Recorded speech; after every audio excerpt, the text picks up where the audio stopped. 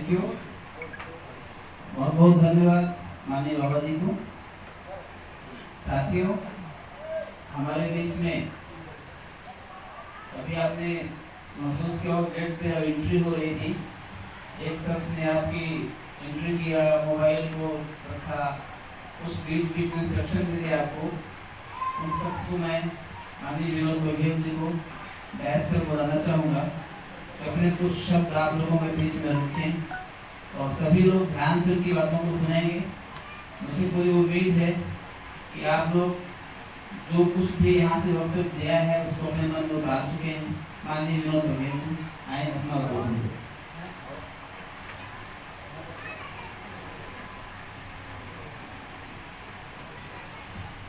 धन्यवाद sir. Sir ने मेरा परिचय तो करा दिया, मगर मैं दोबारा एक बार अपना परिचय देना चाहता हूँ और उस परिचय के साथ मैं आशा करता हूँ कि उस परिचय से एक कुछ सीख जो है मैं आप लोगों के माध्यम से समाज में डालना चाहता हूँ। और वो ये है कि मेरा नाम है मूल निवासी विनोद कुमार बघेल। मेरा ये परिचय सुनकर आपको कैसा लगा? कैसा लगा? मेरे ख्याल से अगर आपको अच्छा लगा तो मैं निराश हूँ कि बाबा साहब के शब्दों को आपने आत्मसात नहीं किया। आप समझिए मैं ऐसा क्यों कह रहा हूँ। कारण है, मैं अगर कहता कि मैं मूल निवासी विनोद हूँ तो मेरी जाति का आपको पहचान एहसास नहीं होता और ये जाति नहीं हम लोगों को बर्बाद करके रख दिया है। तो मैं आज इस मंच से ये घोषणा करता हूँ कि भविष्य में मैं कभी अपना नाम मूल निवासी विनोद के अलावा कुछ नहीं कहूँगा और कभी अगर मेरा परिचय कोई कराए तो मूल निवासी विनोद ही कराए, मुझे कुमार और बघेल तक नहीं जाना है। क्योंकि जो बातें आपको आज बाबा जी ने बताई हैं, आपको यकीन हो ना हो मगर मैं बाबा जी के बातों को सुनने के लिए 3 दिन पहले से तैयारी करके आया था और जहाँ तक मैं समझा हूँ, जो इन्होंने अपने जीवन में जो चीज़ों को देखा, देखने से पहले भोगा, भोगने के बाद देखा, देखकर समझे, समझने के बाद उन्होंने उसमें अपना अंदर आत्ममन में उन्होंने क्या किया, उसका आकलन किया और आकलन करने पर क्या पाया कि ये जो व्यक्ति हैं, ये व्यक्ति जिसे आप आज की तारीख में पूजने लगे हैं, जिन्होंने कभी नहीं बोला कि मेरा पूजा करो, जो खुद पूजा पाठ के विरोधी रहे हैं, ये व्यक्ति अपने कार्यकाल में जो कह कर गए और हमारे जो महान दार्शनिक जो लोग हैं हमारे, उन्होंने जो बोला उस सब का साथ सर ने यहाँ प्रस्तुत तो किया। मगर आपको सोचना चाहिए इनका कार्यकाल और इनका जो कालखंड था, जिस समय तक ये जीवित थे, इन्होंने बहुत यातनाएं और बहुत मतभेद और बहुत अपमान को सह करके हम लोगों को ये मंच प्रदान किया कि आज हम इतने आराम से, इतने खुले में एक इतनी आवाज को तेज करके बात कर रहे हैं कि हमें इस बात का डर या भय नहीं कि कौन हमारी बात सुन रहा। आज हमको ये एहसास होता है कि थोड़ा और जोर से बोलूं तो कौन कौन और सुन सके। तो ये बहुत बड़ा दिया हुआ इनका हमारे लिए एक मंच है, इनका मेहनत है और हम लोगों को ये कोशिश करना चाहिए कि उस मेहनत पे हम पानी ना फेरें और ज़्यादा से ज़्यादा कोशिश करें कि जितना हम ज्ञान बटोर सकें। और उसके लिए ज़रूरी नहीं है कि आप किसी को सुने। मेरे ख्याल से जो आदमी अपने मन के अंदर चिंतन करता है, उससे ज़्यादा बड़ा गुरु उसको कोई नहीं मिल सकता। बाकी तो सिर्फ मार्गदर्शक होते हैं। मैं बाबा जी को भी अपने मार्गदर्शक के रूप में ही यहाँ सुनने आया था। उन्होंने भी वही बोला जो बाबा जी ने बोला, हमारे दार्शनिक लोगों ने बोला। लेकिन आपको एक चीज़ समझना चाहिए, जब हर कोई एक ही बात बोल रहा है, बार बार बोल रहा है, तो आप लोग को क्यों समझ में नहीं आता है कि एक आदमी एक बात को बोलता है तो उसको मान लिया जाए और वही बात को 5 आदमी 6 आदमी मिलकर के बार बार बोल रहे हैं। कारण क्या है आप समझते हैं? समझते हैं आप लोग? मैं इसीलिए पूछता हूँ, क्या आप जीवित हैं? जीवित हैं? सिर्फ एक आभास है आपको कि आप जीवित हैं। मानसिक रूप से हम लोग अभी भी बहुत पिछड़ेपन में, मृत अवस्था में हैं। ये मंच वो बार बार ठोकर दे जागो, उठो, समझो बात को। ये तकलीफ है हम लोगों की कि मैं देख रहा हूँ कि बाम से हो, मूल निवासी हो, बीएसपी हो, जो भी है, जो हमारे करता रहे समाज को ऊपर उठाने के लिए एक मार्गदर्शक पथ प्रदर्शक रहे, इन लोगों ने अपनी जीवन खपा दी। अब आप और कितना चाहते हैं कि और कितने साल तक आप लोग इसी तरीके से बैठे रहें, प्रवचन सुने और उसके घर चले जाएं, दाल भात खाएं? ये बहुत दिन से चल रहा है और ये चलता ही आ रहा है। इसी बात का दुख है, इसी बात के लिए पीड़ा है मन में कि आपने इनके उम्र को, इनके समय को सदुपयोग ना करके इनको सिर्फ सुनने के लिए एक माध्यम बना लिया। आप क्यों नहीं अपने बाबा जी बनते?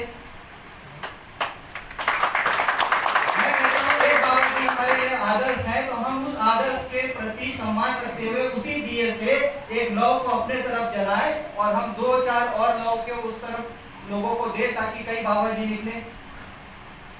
बाबा जी कोई शब्द नहीं है, बाबा जी कोई व्यक्ति नहीं है, ये विचार है। वो बाबा जी ये हो सकते हैं, वो बाबा जी मैडम हो सकती है, वो बाबा जी आप में से कोई एक हो सकता है, जिसकी बुद्धि में जरा सभी अगर कोई प्रश्न आ जाए और वो आदमी उसके बारे में चिंतन करे और उसका आकलन करने की कोशिश करे, वही बाबा है। मैंने सर जूरी एक गांव है जहाँ पे सर ने एक आयोजन में मेरे को शामिल किया था। वहाँ एक बुजुर्ग ने कहा था, और उस बुजुर्ग की बात को समझिए, उससे सबसे पहले ये बोला, मैं पढ़े लिखे नहीं हूँ, मतलब मैं पढ़ा लिखा नहीं हूँ, मगर मैं इतना समझता हूँ कि सही और गलत क्या है, तो मैं शिक्षित हूँ। और उनका कहने का कारण था कि वहीं पे एक ऐसा व्यक्ति था जो जिला का अधिकारी है, शिक्षा अधिकारी है, मैं नाम नहीं लूंगा, जो भी होंगे, वो ये बोलते हैं कि हमारे पूर्वज ऐसा ताकत का तेज था कि गर्दन काट दिए और मंत्र हमारे गर्दन शीश जुड़ गई। तो वो व्यक्ति, बुजुर्ग व्यक्ति को ये चीज बोलना पड़ा था, ये बात बोलना पड़ा था कि मैं ज्यादा पढ़ा लिखा नहीं हूँ, लेकिन अगर बात मेरे बुद्धि में, मेरे भेजे में आ जाती है तो मैं शिक्षित हूँ। और आप बताओ, उतना पढ़ लिख करके आदमी ये बात कर रहा है। आप सब यहाँ बैठे हैं, मेरे ख्याल से आपको जितने लोग आए हैं, मैं आपसे करबद्ध निवेदन करता हूँ, जब आप यहाँ से जाएं तो एक बार ये पूरी लाइनों को आप पढ़ के जाइएगा और इस सभागृह का नाम याद रखिएगा और इस मंच को, इस कालखंड को याद रखिएगा कि इसके बाद आप में से ही कोई ना कोई एक बाबा बनेगा, कोई एक बाम सेव का कार्यकारी अध्यक्ष बनेगा, कोई उसका मेंबर बनेगा, कोई समाज सुधारक बनेगा, कोई समाज सेवक बनेगा, कोई पथ प्रदर्शक बनेगा। आप इन्हीं को देखिए, पहले ही लाइन में क्या लिखा है, ईश्वर और उसे मानने वाला महामूर्ख है। यहाँ पे ये कहने का संदर्भ नहीं है कि हम किसी का अपमान कर रहे हैं। ईश्वर जैसा कोई चीज है ही नहीं, तो हम उसका अपमान क्या करेंगे? मगर जिन लोगों ने उसे बना रखा है, वो किसी न किसी षड्यंत्रकारी साजिश के तहत उसको बना के रखे हुए हैं, उस व्यवस्था को बना के रखे हैं, जिसके बंधन में आप बंद करके फंसे रहे, उलझे रहे और उन्हीं के पाखंड में आप अपने जीवन का नाश करें। तो अभी फिर से समझिए, ईश्वर और उसे मानने वाला।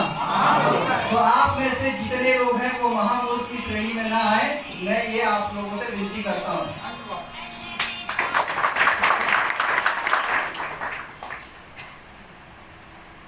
समाज के अंदर जो विषमता फैली थी, उसके ऊपर मेरे ख्याल से बहन जी ने बहुत अच्छा अपने तरफ से आप लोगों के दिमाग में डालने की जो कुछ बातें आपके सामने रखी थी। अब आप समझिए, बाहर जाने की जरूरत नहीं है। मैं जब से आपके जिले में आया हूँ, एक बार मैं मध्य प्रदेश में शाजापुर जिले में मैंने देखा था कि वहाँ पे कलेक्टर साहब जो है और बड़े बड़े उच्च अधिकारी हैं, वो एक अजीब टाइप की प्रथा को निभा रहे हैं।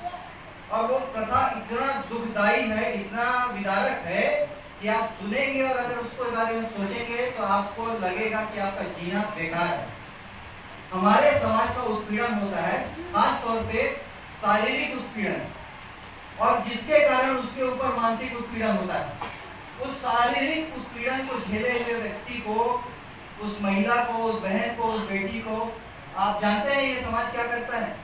1 लाख या 50,000 रुपये का एफडी देता है। क्या आपको स्वीकार है? अगर नहीं है तो आप आवाज क्यों नहीं उठाते? आपके यहाँ पे ये चीजें हो रही हैं, मध्य प्रदेश में ये हो रहा है, आप लोगों को समझना चाहिए। कौन बोलेगा? आप में से कोई एक को खड़ा होकर के बोलना पड़ेगा, और हर आदमी यही सोच रहा है कि कोई मेरा बाजू वाला को नहीं मालूम, तू बोल। कितने दिन करेंगे? हो सकता है अगला नंबर आपका है या आपके घर वालों का है, सतर्क हो जाइए। राम राज्य स्थापित हो रहा है, गली गली चौराहे चौराहे में पीटे जा रहे हैं आप लोग। कितने दिन तक सहेंगे? सहने की भी सीमा होती है। हम तो बोलते हैं, जब हम पढ़ते थे तो एक बोला जाता था कि भाई कोई भी चीज की एक मैक्सिमम लिमिट है, उसके बाद वो एक लेवल पे आ जाता है, सैचुरेशन पे, फिर वो गिर जाता है। इसी चीज को हम लोग बोलते हैं थ्रेशोल्ड लिमिट। ये ऐसी जगह है, ऐसी अवस्था है जहां पे अभी हम लोग बिल्कुल इस समांतर जगह पे खड़े हैं। ये हमारा थ्रेशोल्ड लिमिट हो चुका है, ओवर। अब हम लोगों को ये जो हमारे प्रति जो मानसिक उत्पीड़न, शारीरिक उत्पीड़न, आर्थिक उत्पीड़न हुआ, ये उसका चरम था। ये चरम था। इस जगह पे हम अभी हैं, और अगर हम चाहें तो इसके ऊपर चोट करके हम उसको नीचे उतार सकते हैं। तभी संभव है जब आप शिक्षा को समझोगे, उसके महत्व को समझोगे, घर के छोटे बच्चों को, बड़े लोगों को, बुजुर्गों को, शिक्षित अशिक्षित सभी को आप मुख्य धारा में थोड़ा बहुत उनको जो है जोड़ने की कोशिश करिए। मैं मेरे घर की बात बताता हूँ। मेरी माता जो है वो पढ़ी लिखी नहीं है। वो बचपन में उनका ब्याह कर दिया गया था, जिसके कारण उनका पढ़ाई लिखाई रह गया। घर में बड़ी थी, वो जो है कर नहीं पाई पढ़ाई लिखाई। मगर उनकी ललक ऐसी थी कि जब हम किताब पढ़ते थे तो हमारी किताब को पढ़ के वो अपना पढ़ती थी सीखने के लिए। और एक समय ऐसा आया कि पूरा का पूरा अखबार हमसे पहले हमारी माँ पढ़ करके बताती थी, आज फला फला पेपर में छपा है। तो शिक्षा का विस्तार करना जरूरी है। और अब ज्यादा समय नहीं लूंगा, जो मैं अक्सर कहता हूँ आप समझिए। बाबा साहब अम्बेडकर ने और हमारे जो पथ प्रदर्शक जो भी हमारे महानुभाव थे और आज हमारे बीच में है, उनका जो ज्ञान है, उनका जो तर्क है, वो हमारे साथ है। उन्होंने बोला शिक्षित बनो, आप पढ़िए, शिक्षित बनो, संगठित रहो, संघर्ष करो। ये लाइन इनके कालखंड में ये महत्व सही था, क्योंकि इनके समय पे ना तो शिक्षा था, ना संगठन था और ना संघर्ष था। संघर्ष था, लेकिन संघर्ष कैसा था? सिर्फ अपने आप को बचाए रखने का जद्दोजहद। 2 जून की रोटी कमाने के पीछे वो पागल थे कि खाने को मिल जाए। उनकी जिंदगी का सबसे बड़ा भाग वो यही था कि जिंदा रहने के लिए खाना चाहिए, खाना मिलता रहे। आज हमारी स्थिति उससे कहीं अच्छी हो चुकी है और हमें अपने समाज को कंट्रीब्यूशन देना चाहिए। पे बैक, कोई जरूरी नहीं है पे बैक सिर्फ आर्थिक रूप से हो। आप बौद्धिक रूप से भी दे सकते हैं, शब्दों से दे सकते हैं, मार्गदर्शन से दे सकते हैं। और आप किसी को ये भी बता सकते हो कि देखो सामने मत जाना, सामने गड्ढा है या शेर खड़ा है। समझदार को इशारा काफी, गड्ढे में गिरने के बाद उसको समझ में आए तो कोई मतलब नहीं। तो हमारा काम है उस गड्ढे पे गिरने से पहले लोगों को समझा देना, अवेयर कर देना। और हमारे आधे से ज्यादा लोग तो बताने के बाद भी गड्ढे में गिरते हैं, और एक नहीं गिरता, गिरते ही जाते हैं। इसको हम लोग जब पढ़ते थे एग्रीकल्चर कॉलेज में, तो इसे कहते हैं एलिलोमिमेटिक नेचर। इसका मतलब होता है भेड़ चाल। भेड़ बुद्धि नहीं लगाता, एक गिरा तो धड़धड़ा के सब गिरते हैं। तो आप लोग भेड़ ना बने, आप बने शिक्षित और समझदार। तो ये उनके समय पे जो चीजें थी, उस समय पे जो माहौल था, उस समय तक संघर्ष तक ही चीज था। मगर मैं आज जो परिवेश है, आज जो माहौल है देश में, और आज जो जिन लोगों को आपने इतना घर घर मोदी, हर हर मोदी करके वहां तक पहुंचाया जहां पे आपके अम्बेडकर जी ऐसा इशारा किए, वो इशारा किधर था? सत्ता को हासिल करने के लिए जिस जगह का उन्होंने इशारा किया, पार्लियामेंट हाउस, आपका विधानसभा, वो सिर्फ एक तरफ इशारा नहीं था। उनका इशारा था इस उंगली के माध्यम से, वो रहा स्कूल पढ़ो, वो रहा तुम्हारा इंस्टीट्यूट, वहां जाकर के नौकरी करो, वहां से पैसा कमाओ, निकलो उस इंस्टीट्यूट से, वो रहा तुम्हारा सांसद, वो रहा तुम्हारा विधानसभा। ये सब जगह पे उंगली करके उन्होंने दिखाया। तो उंगली एक थी, लेकिन उनका इशारा अनेक था, और हर इशारे पे उनका मकसद एक था कि हमारा आदमी वहां पे जा करके अपना समाज का प्रतिनिधित्व करे। तो आप में से ही किसी एक को करना पड़ेगा, दूसरे का रास्ता मत देखिए। अब हमारे पास स्थिति है चौथे शब्द की। अब आपको बनना पड़ेगा शिक्षित। होना पड़ेगा संगठित। संघर्ष तो अभी जारी थी, अब हमें सत्ता में शासन करना है। क्या करना है? शासन करने के लिए आपको 3 चीजें तो करनी ही है। अब शासन के लिए 3 चीजों के अलावा जो शासन में बैठे हैं उन्हें उतारने की भी तैयारी करनी है। तो आप अभी से मन बना लीजिए कि अगर आपने नहीं उतारा, इन लोगों को सत्ता से नहीं उतारा, तो आप मान के चलिए घर घर कपड़े उतरेंगे और फिर से मूलाक्रम देना पड़ेगा। मूलाक्रम समझते हैं क्या है? आधे से ज्यादा महिला को नहीं मालूम। मालूम है आप लोगों को? नहीं मालूम। वो वही बात है जो मैडम ने बोला सुबह, जो बताया कि हमारे घर की जो हमारी पहले जो पीढ़ियां थी उनको कपड़े तन ढकने का अधिकार नहीं था, तो उन्होंने कर, उसमें कर लगाया, तो उस कर का नाम था मूलाकर। अगर उस समय अगर वो विरोध नहीं करते तो शायद आज भी हमारी पीढ़ी, आज भी हमारे लोग नंगे घूमते, बिना कपड़ों के घूमते। अच्छा लगता, शोभा देता। अगर आपको मौका मिला है, आज आप अपने पैर पे खड़े हैं, आप में शक्ति है, तो शक्ति का प्रदर्शन भी करना सीख लीजिए। अब मैं ज्यादा कुछ नहीं कहूँगा क्योंकि सभी ने बहुत कुछ ना कुछ अपने तरफ से अपना कंट्रीब्यूशन किया है। मेरा बस यही कहना है, ये 3 लाइन के बाद वाली लाइन पे मुझे जो है आप लोगों का साथ चाहिए। मूल निवासी, मूल निवासी, मूल निवासी, हमें सत्ता चाहिए, हमें सत्ता चाहिए, हमें सत्ता चाहिए। अब हम सत्ता लेके रहेंगे, अब हम सत्ता लेके रहेंगे। बस, जय भीम, जय मूल निवासी।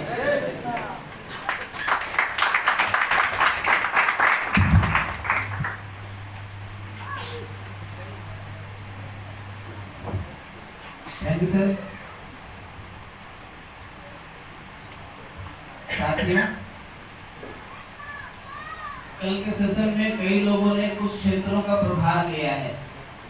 मैं उन प्रभारियों को थोड़ा सा देखना चाहता हूँ। अपना हाथ उठाएंगे क्या? तो सब लोग प्रभारी हैं, सब लोग। चलिए चलिए नीचे करिए। सर आपने प्रभार तो ले लिया है, थोड़ी सी चर्चा में करूँ उस प्रभार में करना क्या है। मैंने कल लिस्ट बिल्डिंग की बात किया था और सबको बोला था कि 1.5 तक मेरी बात आ रही क्या? गर्मी भी लग रही? नहीं, गर्मी लग रही होगी पर क्या उतनी लग रही है जितना हमारे बाप दादों को लगी है?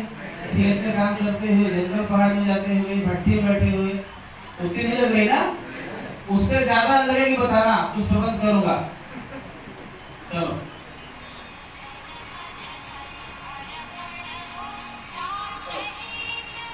Hello hello hello. तो सर आपने प्रभार तो ले लिया, लेकिन उस प्रभार में काम कैसे करेंगे, क्या करेंगे, इसके बारे में आप लोगों ने कुछ पूछा नहीं है। इसका मतलब है कि आप करेंगे मनमाने तरीके से, जैसा आपने किया वैसे करते रहेंगे। जो आपने अभी तक किया है, अगर वही अभी तक हमेशा करते रहेंगे तो रिजल्ट भी वही आएगा जो अभी तक आता रहा है।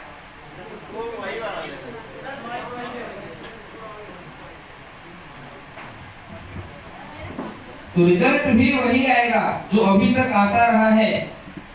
तो क्या आप लोग रिजल्ट को बदलना चाहते हैं? सभी लोग? तो सर पहला काम ये करिए कि कल हमने जो लिस्ट बिल्डिंग की बात की थी, तो लिस्ट तो जरूर बनाइए, लेकिन अपने गांव की सूची बिल्कुल अलग तरीके से बनाइए। प्रभार क्षेत्र की सूची अलग तरीके से बनाइए। सुनो, हेलो, अपने प्रभार क्षेत्र की सूची अलग से बनाइए। कल 80-20 का हम लोग आपको सिद्धांत दिया था, तो कुछ लोगों का प्रभार कुछ ज्यादा है और जिम्मेदारियां भी हैं। आप चाहें तो उसको थोड़ा सा 60 और 40 कर लीजिए। जैसे आपने किसी गांव का प्रभार लिया है तो 60% टाइम उस गांव में दीजिए और उस गांव को क्या बनाना है? उस गांव को क्या बनाना है? मूल निवासी ग्राम घोषित कर देना है।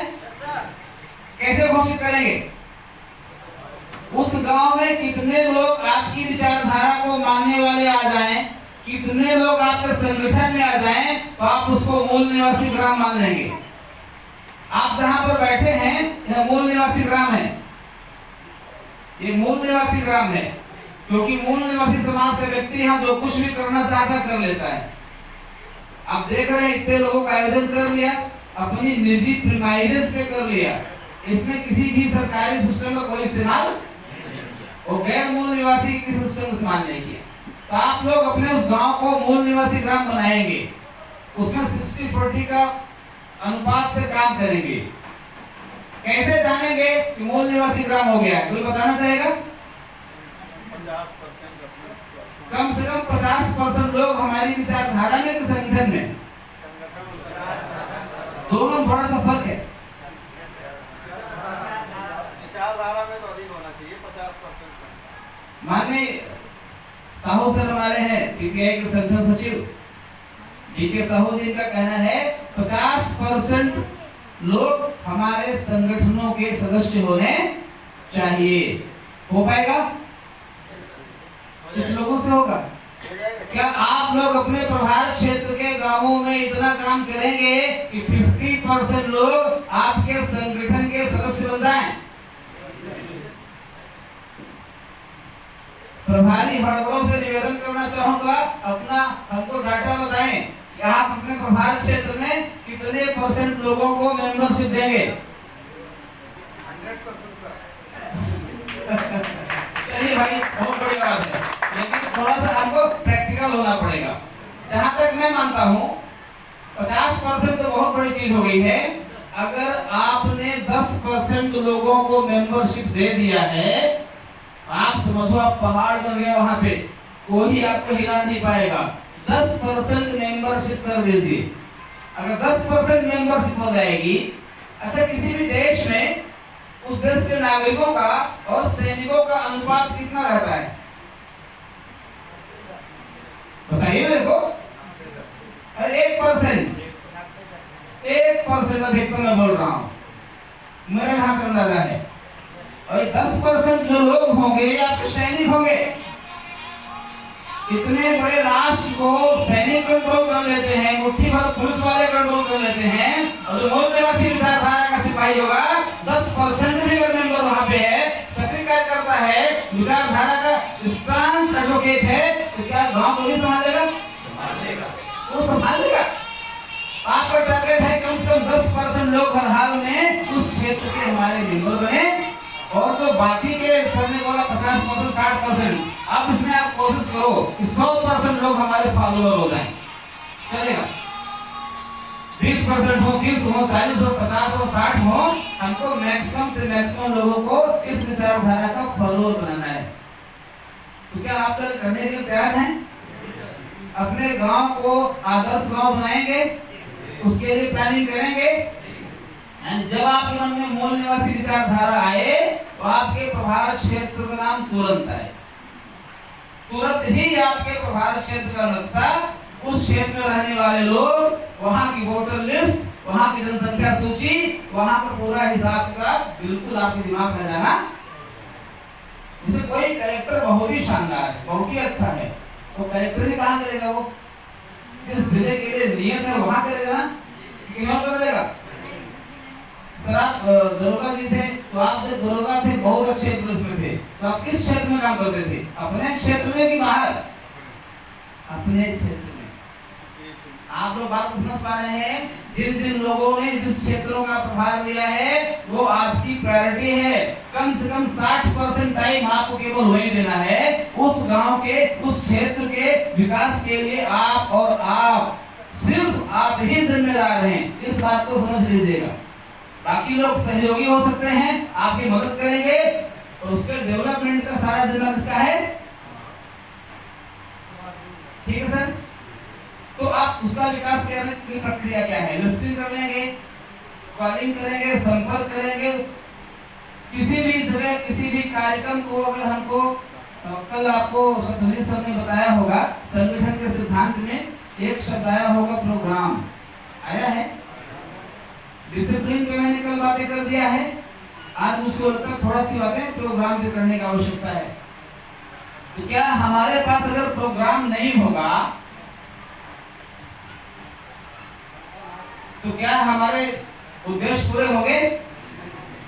एक्शन प्लान नहीं होगा, एक्शन चार्ट नहीं होगा, हमको क्या करना है, कब करना है, कैसे करना है, शेड्यूल नहीं होगा, तो कुछ होगा क्या? तो आप सब लोग यहाँ जो बैठे हुए हैं अपने अपने क्षेत्र में सप्ताह में एक दिन बिल्कुल साप्ताहिक बैठक अनिवार्यता करेंगे और जो 6 दिन रहेंगे उसमें सब लोगों से संपर्क करके उस साप्ताहिक बैठक का प्रबंध करेंगे। सब लोग स्वीकार है? यानी हर व्यक्ति अपने घर में अपने गांव में एक दिन निश्चित करें। इस एक दिन को हम अपने गांव के लोगों को मूल निवासी विचारधारा में लाने के लिए बैठक आयोजित करेंगे। आप लोग क्योंकि अधिकांश लोग कर्मचारी भी होते हैं, जो कर्मचारी नहीं भी है, कृषक है कि मजदूर है, दिन का समय अक्सर खाली रहता है क्या? आप लोग ऐसा कर सकते हैं, मौसम के हिसाब से शाम का समय रखिए 5 बजे से 6 बजे से या 7 बजे से। ठंडी का समय आ गया है तो 7 बजे शायद काफी विलंब होगा, आप चाहे तो 5 से 6 के बीच का टाइम रख सकते हैं। उचित रहेगा। तो मीटिंग का समय क्या होगा सर? ये तो स्टार्टिंग टाइम हो गया, एंड टाइम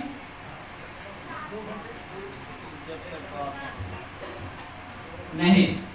आपको प्रारंभिक समय से लेकर अंत समय तक की प्लानिंग करनी पड़ेगी। ऐसा नहीं होगा कि जो आ गया है आप उसको बिल्कुल बैठाए हो, उसको इतना मतलब मजबूर कर दो दोबारा के बैठक में आए। आपको अपनी मीटिंग का स्टार्टिंग टाइम पता रहे, सपोज हमने 6 बजे किया तो आप बताओ 6 से 8 बैठक है। 3 घंटे का नहीं 3 घंटे नहीं सर, हर हफ्ते करना है सर। किसी दिन कोई टॉपिक, किसी दिन कोई टॉपिक चलेगा। गाँव में मामला है 3 घंटे का टाइम गाँव के यहाँ से बड़ा हो जाएगा, मुश्किल से लगता है। और चूंकि आपको हर हफ्ते करना है 2 घंटे का समय, उस 2 घंटे के समय में आप लोग किसी न किसी महत्वपूर्ण मुद्दे पर चर्चा करेंगे, हमारे जो लिटरेचर उस पर चर्चा करेंगे, विचारधारा पे चर्चा करेंगे और उस 2 घंटे में मीटिंग समाप्त कर देंगे। क्या आप ऐसा कर पाएंगे?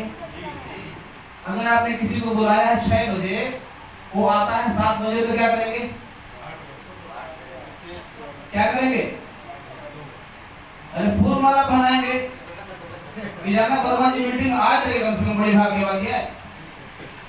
मैं तो कहना चाहता हूँ कि थोड़ा स्ट्रिक्ट रहिए, अपने संगठन की विचारधारा की गरिमा बनाइए। कोई बोलता है कि सर मैं 7 बजे आऊंगा, तो उनको मना करिए, बिल्कुल मना करिए। सर आप इस हफ्ते फिर मत आइए, अगले हफ्ते आइएगा। जब आइएगा तो 6 से 8 के लिए आइएगा। कोई बोलता हम आधे घंटे के लिए आ रहे हैं, तो सब नहीं आइएगा। क्या मेरी बातें आप लोग समझ पा रहे हैं? अपना महत्व, अपने संगठन का महत्व आप बनाएंगे। आप हाथ जोड़े कटोरा ले भिखारी ऐसे खड़े हैं, दादा तो किसी टाइम आता, कितना भी टाइम दे दे, क्या वैल्यू करेगा आपकी वो? अरे कुछ बनाओ कि मेरा मीटिंग का टाइम फिक्स है 6 से 8, आपको 6 बजे के पहले पहुंचना है और 8 बजे तक रुकना है। न बीच में हमारी मीटिंग में कोई आएगा और न ही मीटिंग छोड़ के बीच में जाएगा। ये वामसेप का सिद्धांत है। वामसेप की जो मीटिंग होती है, मीटिंग शुरू होने के पहले जो लोग अंदर आ गए वही रहेंगे। मोबाइल फोन बंद कर देना, ये फार्मूला हमेशा लागू करना। मोबाइल फोन बंद करके बैठो और बीच में ना तो कोई आएगा ना ही कोई मीटिंग से। क्या आप लोग इतना कर सकते हैं? कोई ब्राह्मण रोक लेगा आपको? क्या कोई ठाकुर रोक लेगा? कोई सरकार रोक लेगी? क्या ऐसा करते हैं आप? क्यों नहीं करते? क्या पहले नहीं मालूम था? अरे हम लोगों को तो मालूम था, तभी नहीं करते थे। इसको करो। आपके जिस काम में कोई दुश्मन रुकावट नहीं बन सकता है, इसका मतलब आप ही रुकावट हो। अपनी रुकावट दूर करो। मीटिंग का टाइम रखो 6 से 8। यहाँ भंडारी भाई साहब बैठे हैं, कौन से आए हुए हैं, ये मीटिंग लगाए थे, शाम का टाइम दिए थे 7 बजे का, और मुझको बाइक से जाना पड़ा, सहयोग लेना पड़ा कुछ लोगों का। हमें लगा मेरे को मैं 15 मिनट लेट हो जाऊंगा, तो मैंने 3 बार फोन लगाया है भंडारी जी कि सर हमने 7 का टाइम दिया, हो सकता है 7:15 हो जाए, तो मीटिंग का टाइम कैसे मैनेज करना। और मैं 7:10 पे पहुंचा था। मैं मीटिंग लेने वाला मेन ट्रेनर हूँ, और उसको लगा कि मैं लेट हो रहा हूँ, मैं इंटीमेट कर रहा हूँ, 10 मिनट मेरे लिए महत्वपूर्ण है। तो आप लोगों के लिए पूरा दिन आप किसी से बात करते हो, किसी बैठक में आ जाना, वो बोलता है कब आना, आप बोलते हो शाम को चले जाना। शाम क्या होता है? किसी से मिलने जाते हो, वो बोलता सवेरे चले जाना। ये कोई शब्द है? ये कोई शब्द है क्या? अनिश्चयवाचक शब्दों का प्रयोग करोगे, तुम्हारा भविष्य हमेशा अनिश्चित रहेगा। निश्चयवाचक शब्दों का प्रयोग करना शुरू करो, आप अपने भविष्य को निश्चित कर देने की क्षमता हासिल कर लेंगे। ये करिए, हमको अपढ़ जैसी बातें नहीं करना है, हमको शिक्षित जैसी बातें करना है। हमारा समाज शिक्षित समाज है, अपढ़ समाज नहीं है। तो साथियों, तो मीटिंग का टाइम फिक्स कैसे करेंगे? यानी स्टार्टिंग पॉइंट और प्लस एंड पॉइंट दोनों ही हमारे पास रहेंगे। तीसरी चीज, आप सबसे निवेदन है, किसी भी बैठक में किसी भी धर्म को लेकर के, किसी भी ईश्वर को लेकर के कोई भी चर्चा नहीं करिएगा। बातें क्या हजम हो रही है क्या? किसी भी धर्म को लेकर के, किसी भी ईश्वर को लेकर के कोई चर्चा नहीं करेंगे। अब आप बोलोगे यहाँ तो सब लिखवाए हुए हैं, यहाँ कोई भी नहीं बैठा है। यहाँ पे बांध सेठ के ट्रेंड लोग बैठे हैं, जो लोग कैडराइज हैं, जो लोग सिस्टम को जानते हैं, उनके लिए लिखा दिया गया है। तो जब नई जगह पे जाते हैं, नए व्यक्ति के पास जाते हैं, वो आपसे जुड़ा हुआ नहीं। जुड़ा है क्या? अभी आपकी स्वीकार्यता उसके मन में, तो उसकी जो धारणा बनी हुई है, आप उस धारणा में करारा प्रहार कर देते हैं, तो 100 में से 90 लोग तत्काल आपके दुश्मन हो जाते हैं, आपके विरोधी हो जाते हैं। तो आपको कोशिश करना है, इस बात का ध्यान रखना है, ईश्वर और धर्म को हम नहीं छुएंगे, बिल्कुल नहीं छुएंगे। आप एक चीज पर फोकस करना। बाबा जी ने आपको पहले ग्राफ से बताया, आपने क्या आंकड़ा बताया गया है, उस आंकड़ा को रख लो, नवीनतम आंकड़े और जो जितने भी हाईटेक सांख्यिकी आंकड़े आ रहे हो उसको लिख के रखो, उस पर चर्चा करना शुरू करो। बाकी धर्म और ईश्वर है वो अगले लेवल की चीजें हैं, उसको हम बाद में हैंडल करेंगे, वो प्राइमरी का सिलेबस नहीं है, उसको थोड़ा सा बचाइए, क्योंकि आप संबंध बनाने के पहले ही संबंध बिगाड़ रहे हैं। तो व्यक्ति आपसे शायद नहीं जुड़ेगा, जुड़ना भी चाहेगा तो आप किसी को नालायक बोलेंगे, किसी को मूर्ख बोल देंगे, किसी को अज्ञानी बोल देंगे, किसी को गद्दार बोल देंगे, तो आपसे दोस्ती रखेगा क्या? नहीं रखेगा, वो आपसे नाखुश हो गया है। तो इस बात का ख्याल रखेंगे, हमको मीटिंग में किन मुद्दों की चर्चा करना है। मीटिंग में दोस्त और दुश्मन की पहचान की चर्चा करना है, मीटिंग में प्रतिनिधित्व की चर्चा करना है। मुझको ऐसा लग रहा है प्रतिनिधित्व की चर्चा करना सबसे बेहतर होगा, कर पाएंगे। तीसरी चीज, आप कोई स्टेटमेंट देने से बचेंगे। आप कोई भी स्टेटमेंट देने से बचेंगे। मोदी लूट रहा है, क्यों बोलेंगे आप? क्या आपके बोलने से मोदी लूटना बंद कर देगा? जो मोदी का गुलाम बैठा हुआ है मोदी को छोड़ देगा? तो फिर क्यों बोलने का? हमको अपने हर शब्द के पीछे एक ऑब्जेक्टिव रखना पड़ेगा।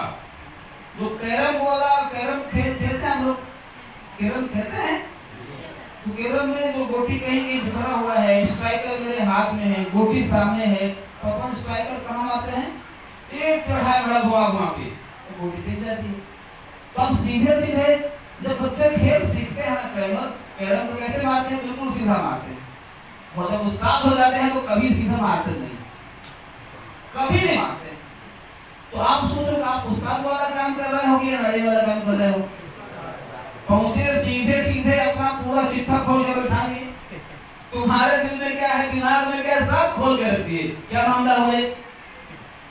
तुम जिसको समझाने जा रहे हो वो तुम्हारा दुश्मन तो नहीं है, तो वह व्यक्ति दुश्मन की फौज का सिपाही है, इसमें कोई शक। क्योंकि जो पूजा पाठ में लगा है, व्रत त्योहार में लगा है, ब्राह्मणों के संगठन में जुड़ा है, भाजपा, कांग्रेस, बीजेपी जैसी उन पार्टियों का प्रचार कर रहा है, उनके नेताओं का सम्मान कर रहा है, कौन है तुम्हारा? कौन है?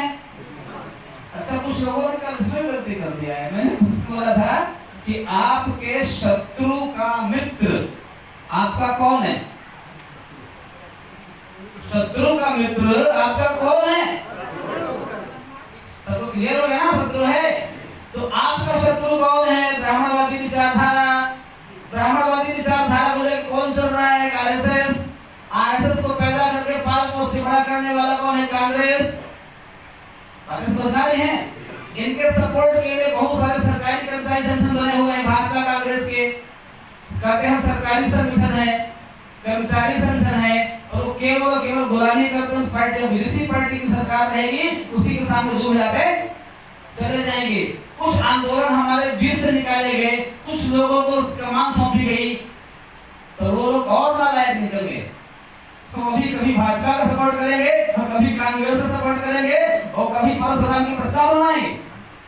तो अगर आप उनके समर्थक हैं तो आप क्या हैं? ऐसे लोग समाज के लिए गद्दार हो गए। तो आप उनके साथ बैठे और उनको बोल दिए कि तुम ऐसे हो, तुम वैसे हो, तो आपसे जुड़ेगा नहीं? जुड़ेगा। आप वक्तव्य मत दीजिए, डोंट डिलीवर अ स्टेटमेंट। आप केवल प्रश्न पैदा करिए, थोड़ा सा अनजान बनिए, थोड़ा सा अनजान बनिए। जानकार बनने की जरूरत हो जरा, अनजान बन के प्रश्न पैदा कर लीजिए, चुप्पी साध लीजिए, उनके मन में प्रश्न का उत्तर तलाशने दीजिए, कुछ उससे बुलवाइए। समझदार व्यक्ति का, स्ट्रेटेजिक पर्सन का पहला फार्मूला है वो कम बोलेगा, वो खुद कम वक्तव्य देगा, और जिसको ग्रिप में लेना है उससे ज्यादा वक्तव्य दिलाएगा। ये बताइए, जब पुलिस वाला किसी को पकड़ता है तो खाली प्रश्न पूछता है कि खुद कोई कथन देता है, वो हत्या हुई, तुम कहां थे, किसने किया, उसका मित्र कौन था, किसके साथ जाता था, उसकी लड़ाई किसके साथ थी। वो क्या करता है? केवल वो प्रश्न पैदा कर रहा है और तुमसे बुलवा रहा है। और अगर हम समाज में गए, हम सब बोल दिए, तो उल्टा हो गया ना। जब कभी भी आप कोई वक्तव्य जारी करोगे तो सामने वाले को आपने मौका दिया तो क्वेश्चन मार्क लगाएगा। बात समझ आ रही है? स्टेटमेंट आपने दिया कि सामने वाले प्रश्न, तो कोशिश करो वक्तव्य सामने वाला डिलीवर करे। तुम छोटे छोटे प्रश्न पैदा करो, एनिमिटी नहीं पालने। एनिमिटी आपने पाल दिया, मामला बिगड़ जाएगा। एक चीज मैं अक्सर बोलता हूँ कि हमारे बहुत से साथी आंदोलन में काम करते हैं, उनको जैसे आंदोलन पता हो जाता है तो पूरी तरह से पूरे समाज की को क्रिटिसाइज करना शुरू कर देते हैं। और तो और उनको यह होश नहीं रहता है मैं किस फोरम पे खड़ा हूँ, मैं किसके सामने बैठा हूँ, मुझे क्या बात करनी चाहिए, कौन सी बात नहीं करनी चाहिए। उन्हें इस बात का ख्याल नहीं रहता है, उन्हें केवल एक बात याद रहती है,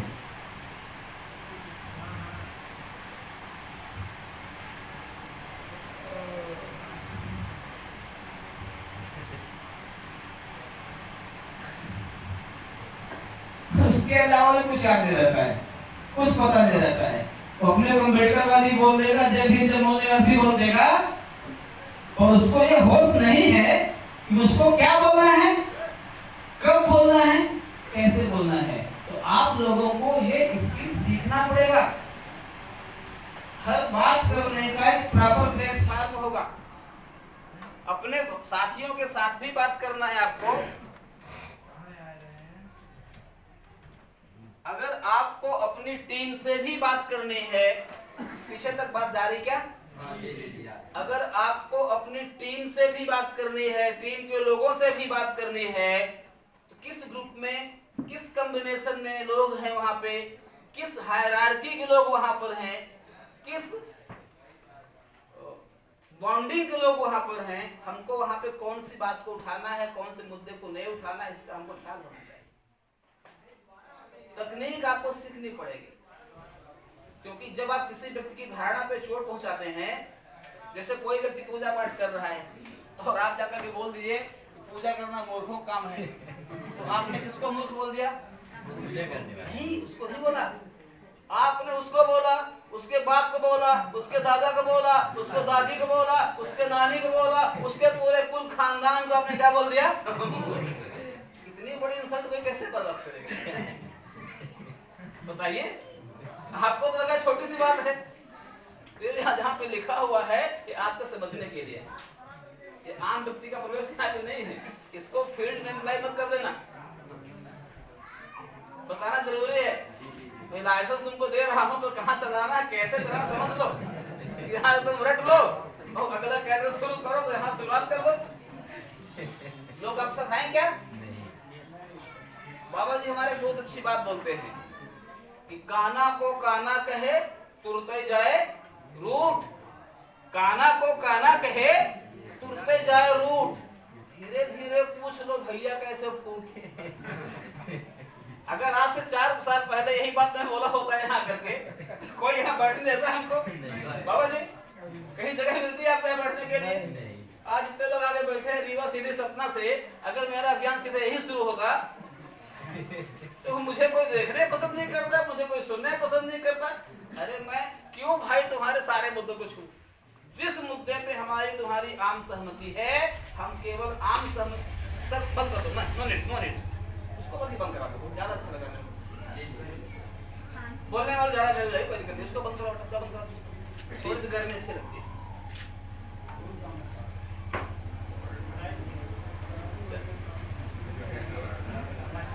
बात क्या पे चल रही थी?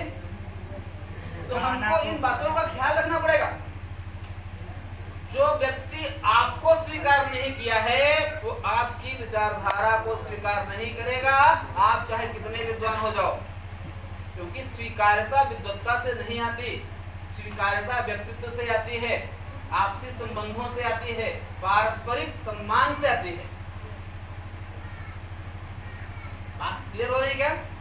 आपको बिल्कुल एक बहुत ही बेहतरीन इंसान बनना पड़ेगा और बहुत ही दिमागदार कैरम का खिलाड़ी बनना पड़ेगा। खेल सकते हैं कैरम? अरे सीख लो भाई, सामाजिक काम जो कि साइकोलॉजिकल काम है।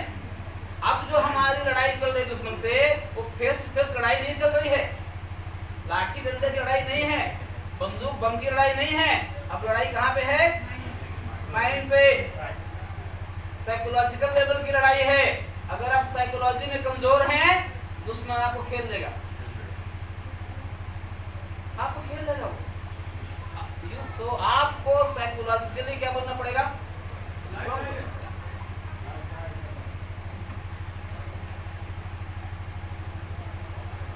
एक बात यहाँ से बंद करना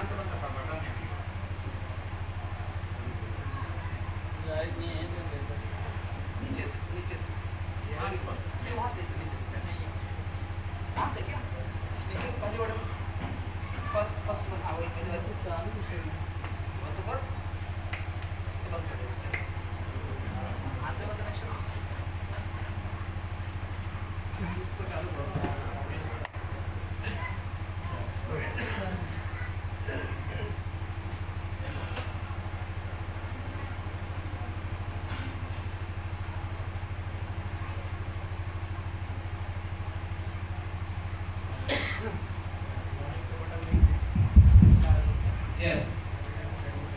तो आपको अपने टेम्परामेंट को कैसे